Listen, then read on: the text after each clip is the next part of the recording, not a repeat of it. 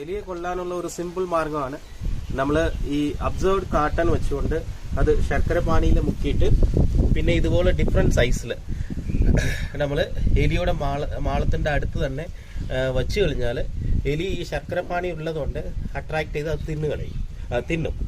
അപ്പോൾ ഒരു 24 to 48 മണിക്കൂറിനകം അതിന്റെ ഈ പഞ്ഞ് അകത്ത് ചെന്ന് മോഷൻ പോകാതെ അടച്ച് വയറ് വീർത്ത് വയറ് പൊട്ടി ഇത് ഒരു 48 മണിക്കൂറകം ചത്തുപോകും.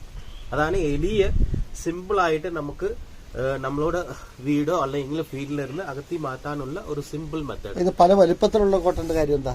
അത് എലിയുടെ സൈസ് അനുസരിച്ച് തുറപ്പണലി ചെറുതായിട്ടുള്ളത് വലുതായിട്ടുള്ളത് അതനുസരിച്ചാണ് നമ്മൾ വെച്ചേക്കുന്നത്.